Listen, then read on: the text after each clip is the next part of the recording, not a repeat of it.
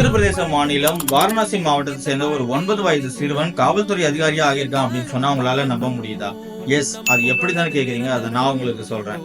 வாரணாசி மாவட்டத்தை சேர்ந்த ரஞ்சித்குமார் பாட்டி அப்படிங்கிற ஒரு 9 வயது சிறுவன் இந்த சின்ன வயசுலயே புற்றுநோயால பாதிக்கப்பட்டிருக்கான். இந்த விஷயம் தெரிஞ்சதும் அந்த சின்ன பையனும் அவனுடைய அப்பா அம்மா 2 பேருமே ரொம்பவே மனம் உடைஞ்சு போயிருக்காங்க. இதை தெரிஞ்சுக்கிட்ட காவல்துறை அதிகாரியான பியூஷ் மாடியா அந்த சிறுவனை தன்னுடைய அலுவலகத்துக்கு வர வச்சு ஏடிஜி, அதாவது additional director general of police அப்படிங்கிற தன்னுடைய பதவியை அந்த சிறுவனுக்கு ஒப்படைச்சு தமிழ் சினிமால நடிகர் அர்ஜுன் ஒரு நாள் முதல்வர் ஆன மாதிரி அந்த சிறுவனை ஒரு நாள் அதிகாரியா நியமிச்சிருக்காரு.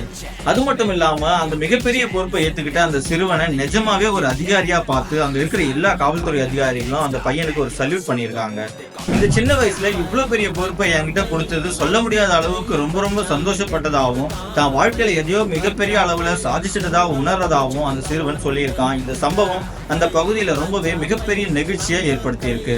இந்த சம்பவத்தை பத்தி நீங்க என்ன நினைக்கிறீங்க அப்படிங்கறத கமெண்ட்ல சொல்லுங்க. இந்த வீடியோவை உங்க ஃப்ரெண்ட்ஸுக்கும் ஷேர் பண்ணிட்டு இது வரைக்கும் என்ன ஃபாலோ பண்ணாம இருந்தீங்கன்னா மறக்காம ஃபாலோ பண்ணிக்கோங்க.